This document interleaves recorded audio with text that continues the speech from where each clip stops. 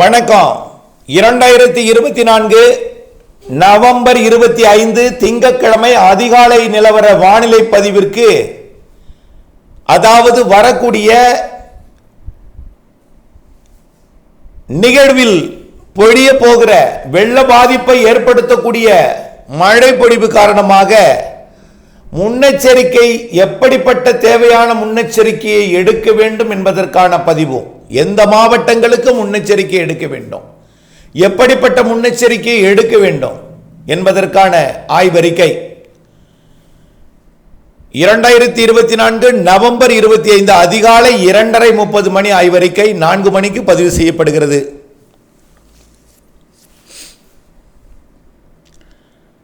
அதிகாரப்பூர்வ வானிலை அறிக்கைக்கு இந்திய வானிலை ஆராய்ச்சித்துறை அறிக்கையை பார்க்கவும். வங்கக்கடலில் உருவாகி இருக்கக்கூடிய, அதாவது வங்கக்கடல் சொல்வதை விட நிலநடுக்கோட்டு இந்திய பெருங்கடலில் உருவாகி நீடித்துக் கொண்டிருக்கக்கூடிய இலங்கைக்கு தென்கிழக்கு 500 கிலோமீட்டர் தொலைவில், இலங்கைக்கே சம்பந்தோட்டாவுக்கு 500 கிலோமீட்டர் தொலைவில் நீடித்துக் கொண்டிருக்கக்கூடிய அந்த நிகழ்வு இன்றைக்கு டெல்டா மாவட்ட கடலோர பகுதிகளில் மழை பொழிவை முதலிலே தொடக்கும். பிறகு படிப்படியாக தென்கடலோரமும் வடகடலோரமும் தொடக்கி உள் மாவட்டங்களிலையும் தொடக்கி நாளை 26ஆம் தேதி அனைத்து மாவட்டங்களிலையும் மழை பொழிவை தொடக்கிவிடும். டெல்டா மாவட்டங்களில் தொடங்கியது முதல் தொடர்ச்சியாக மழை பொழிவு இருந்து கொண்டே இருக்கும். இதுல 26ஆம் தேதி கனமழை பொழிவு காத்திருக்கிறது. அதே நேரத்தில் சென்னை முதல் ராமநாதபுரம் வரைக்கும் கடலோர மாவட்டங்களுக்கும், உள்ளே திருப்பத்தூர், வேலூர், ஏன் ராணிப்பேட்டை, திருப்பத்தூர் கூட போதுமான மழையாக இருக்கும். கூடுதல் மழை ராணிப்பேட்டை, காஞ்சிபுரம் மற்றும் திருவண்ணாமலை, கள்ளக்குறிச்சி, விழுப்புரம், புதுச்சேரி, சென்னை, திருவள்ளூர், காஞ்சிபுரம், செங்கல்பட்டு, அப்படியே சேலம், நாமக்கல், கடலூர், அரியலூர், பெரம்பலூர், மயிலாடுதுறை, நாகப்பட்டினம், திருவாரூர், தஞ்சாவூர், காரைக்கால், புதுக்கோட்டை, திருச்சி, சிவகங்கை, ராமநாதபுரம், மதுரை, திண்டுக்கல், கரூர், இத்தனை மாவட்டங்களுக்கும், தூத்துக்குடிக்கும், இத்தனை மாவட்டங்களுக்கு மிக கனமழை பொழிவை கொடுக்க போகிறது.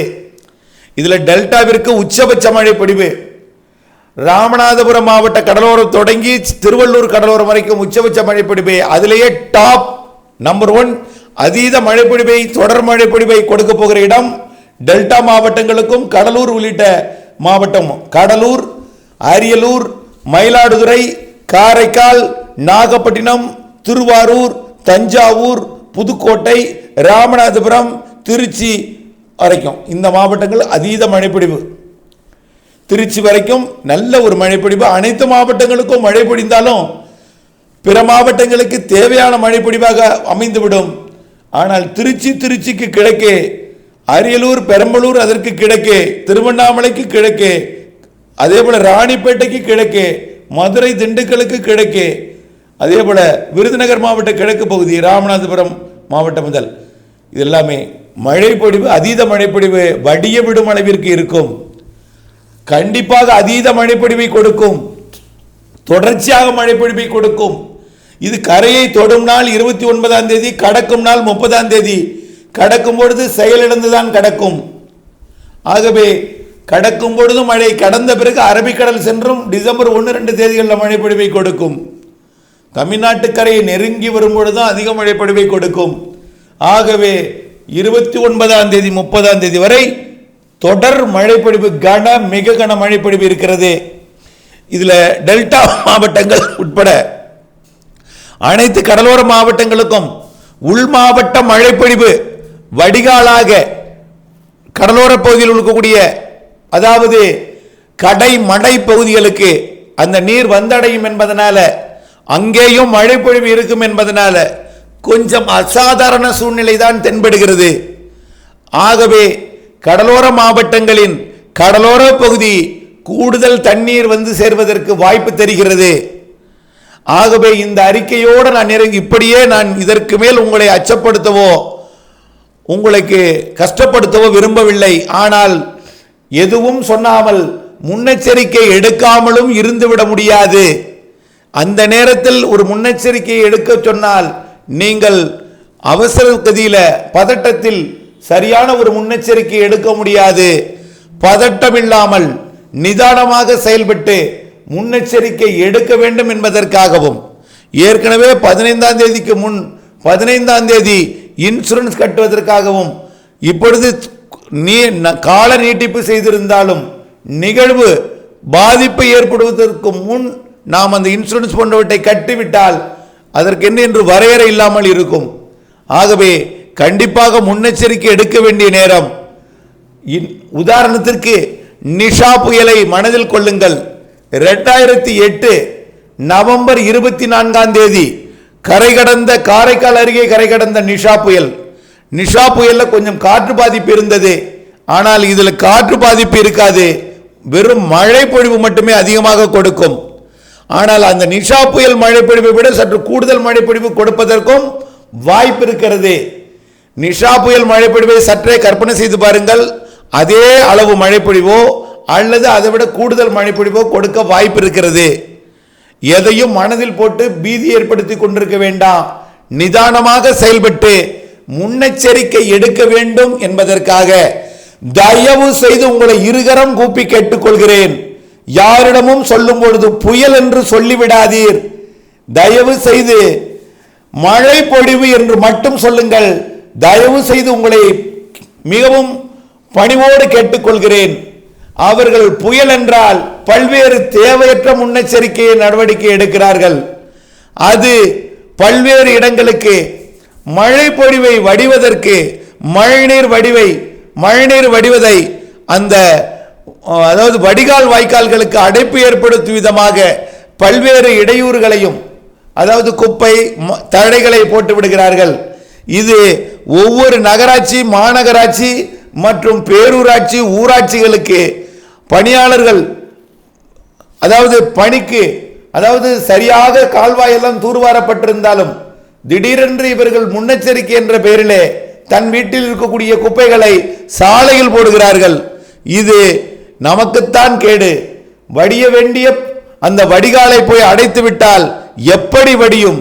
தயவு செய்து அரசோட மாநகராட்சி, நகராட்சி, ஊராட்சி, உள்ளாட்சி அமைப்புகளுடன் ஒத்துழைப்பை ஏற்படுத்தி கொண்டு அவர்களுக்கு உதவியாக இருந்து, உதவி செய்யாவிட்டாலும் இடையூறு செய்யாமல் இருந்து வடிகால் வசதிகளை சீர்படுத்தும் பணிக்கு துணை இருந்து நீங்களும் உங்களுடைய ஆக்கிரமிப்புகளை அகற்றி வடிகால் வசதியை திறந்துவிட்டு வடிகால் வசதியை ஏற்படுத்திவிட்டு முன்னெச்சரிக்கையுடன் இருக்க வேண்டும். ஆகவே அசாதாரண சூழல் என்றால் நீங்கள் புரிந்து கொள்ள வேண்டும். பதட்டமோ பீதியோ அடைய வேண்டாம். தேவையான முன்னேற்பாடுகள். நான் எந்த ஒரு வார்த்தையையும் சொன்னால் நீங்கள் அதற்கு கூடுதலாகவே முன்னெச்சரிக்கை எடுக்கிறீர்கள். தயவு செய்து பதட்டம், பீதி, அச்சம் வேண்டாம். காற்று பாதிப்பு இருக்காது. பாதிப்பு இல்லாத காற்று, அதாவது சாதாரண தடைகள் அசையக்கூடிய காற்று, அவ்வளவுதான். காரணம் கரை கடப்பதற்கு முன் செயலிழந்துதான் கிடக்கும். கரையை நெருங்கும் போது கொஞ்சம் காற்று அடித்தாலும் அது பாதிப்பை ஏற்படுத்தும் காற்று அல்ல. ஆகவே காற்று என்ற பெயரில் நீங்கள் தேவையில்லாத முன்னெச்சரிக்கை எடுக்கும் பொழுது ஏற்கனவே நீங்கள் இயற்கையை மாற்றி அமைக்கும் பணிக்கு இறங்கி விடுகிறீர்கள். மேலும் தண்ணீர் வடிய முடியாத அளவிற்கு சாக்கடைகளிலும் வடிகால் வாய்க்கால்களிலும் குப்பை கூளங்களை போடுகிறீர்கள். இதை நீங்கள் தயவு செய்து முற்றிலுமாக தவிர்க்க வேண்டும். தயவு செய்து ஒவ்வொருவரும் மக்களுக்கும் அரசுக்கும் ஒத்துழைப்புடன் இருந்தால் மட்டுமே நாம் வரக்கூடிய எந்த ஒரு பேரிடராக இருந்தாலும் எதிர்த்து சமாளிக்க முடியும். ஆகவே ஒவ்வொருவரும் அவர்களுக்கு தேவையான முன்னெச்சரிக்கை உங்களுக்கு எல்லாம் தெரியும். வடிகால் வசதி தான் முதல்ல. அடுத்தபடியா தாழ்வான பகுதிகள் எது என்று உங்களுக்கு தெரியும். தொடர்ந்து வானிலை அப்டேட்ஸோட இணைந்திருங்க. எவ்வளவு மழை பெய்யும், எப்படி மழை பெய்யும் சொல்லிட்டே இருப்போம். ஏன்னா இப்போவே நான் அதிகப்படியாக சொல்லி உங்களை பீதி ஏற்படுத்த விரும்பவில்லை. ஆனால் நிகழ்வு நடைபெறும் பொழுது, நிகழ்வின் பொழுது நான் உங்களோட இணைந்தே இருப்பேன். அந்த நிகழ்வோட தீவிரத்தன்மைக்கு பொறுத்தும் நம்ம முன்னெச்சரிக்கை எடுத்துக்கொள்ளலாம். முதலிலே கால்நடைகள் தாழ்வான பகுதியில் தயவு செய்து கட்டாதீர். எல்லா கால்நடையுமே, உதாரணத்திற்கு எல்லா நாய் முதல் பூனை முதல் மாடு, ஆடு, கோழி, எல்லாம் பாதுகாப்பான ஒரு இடத்துல நீங்கள் முன்கூட்டியே அதை நீங்கள் பாதுகாத்திடுங்கள். அதற்கப்புறம் நமக்கு தாழ்வான பகுதி எது என்பது உங்களுக்கு எல்லாம் தெரியும். ஆகவே நம்முடைய பகுதி எப்படிப்பட்ட பகுதி, இதற்கு முன் நம் பகுதிக்கு வெள்ளம் வந்திருக்கிறதா, இப்பொழுது எப்படிப்பட்ட இயற்கை அமைப்பை பெற்றிருக்கிறது, வடிகால் வசதி ஏற்படுத்தப்பட்டிருக்கிறதா, அல்லது நீங்கள் வடிகாலை அடைத்திருக்கிறீர்களா, இல்ல பிறர் ஆக்கிரமிப்பு செய்து வடிகாலை அடைத்திருக்கிறார்களா, இவையெல்லாம் நாம் மனதில் கொள்ள வேண்டும். நமக்கு தேவை இந்த நிகழ்விற்கு வடிகால் வசதி மட்டுமே. வடிகால் வசதி சரியாக இருந்தால் நாம் வெள்ளத்தை வடிய விட்டு விடலாம். ஆகவே காற்று அச்சம் மட்டும் வேண்டவே வேண்டாம். அடுத்தவரிடம் சொல்லும் பொழுது மழை நிகழ்வு, தொடர் மழை நிகழ்வு, அதீத மழை நிகழ்வு, தொடர் கனமழை பொழிவு நிகழ்வு என்று மட்டுமே நீங்கள் சொல்லி மழை பொழிவிற்கு மட்டுமே முன்னெச்சரிக்கை எடுத்துக்கொள்ள வேண்டும். அதே நேரத்தில் இந்த நிகழ்வு 30ஆம் தேதி கரை கடந்து டிசம்பர் 2ஆம் தேதி வரை மழை பொழிவு கொடுத்து விட்டு செல்ல போகிற அதே வேளையில் அடுத்த நிகழ்வும் பின்னாடியே வந்துடும். டிசம்பர் 4ஆம் தேதி மழை பொழிவை தொடக்கணும். டிசம்பர் 4, 5, 6, 7, 10ஆம் தேதி வரைக்கும் அது மழை பொழிவை கொடுக்க போகிறது. அதுவும் இதே போல் மழையோ அல்லது இதை விட கூடுதல் மழை பொழிவாகத்தான் தெரிகிறது. ஆகவே இப்படி நாம் அறிவிக்கப்பட்ட தேதிகளிலே நீண்ட கால அறிக்கையில் அறிவிக்கப்பட்ட அதே நாளில் அதே மாதிரியான மழைப்பொழிவு வரப்போகிறது. ஆனால் அது தொடர்பாக விரிவான அறிக்கையாகத்தான் இதை சமர்ப்பிக்கிறேன், முன்னெச்சரிக்கையாக தான் சமர்ப்பிக்கிறேனே தவிர அச்சம் பீதி ஏற்படுத்தி கொள்ள தயவு செய்து வேண்டாம். நிதானமாக சிந்தித்து தேவையான முன்னெச்சரிக்கையை, வடிகால் வசதியை செய்து கொள்ளுங்கள். என்ன முன்னெச்சரிக்கைன்னு சற்றே நீங்கள் அமர்ந்து சிந்தித்தாலே போதும்.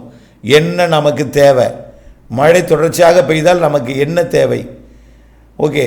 ஒருவேளை மின் விநியோகம் துண்டிக்கப்பட்டால் உடனடியாக மின்சாரம் கொடுக்க முடியாது. ஏன்னா காற்றினால் மழை மின் விநியோகம் துண்டிக்கப்படாவிட்டாலும் மழையினால் மின் விநியோகம் துண்டிக்கப்பட்டால் மழை நேரத்தில் போய் மின்சாரத்தில் ஏறி மின்சாரத்தை துண்டித்து அவர்கள் அந்த ஃபீஸ் கேரியர், அதாவது அந்த இணைப்பையும் ஃபீஸ் போட முடியாது, டிரான்ஸ்ஃபார்மர் எல்லாம் பணி செய்ய முடியாது. ஆகவே இதெல்லாம் நினைத்து கொண்டு மழை காலங்களுக்கு என்னென்ன முன்னெச்சரிக்கை தேவை என்பதை உங்களுக்கே தெரிவித்து விடுகிறேன்.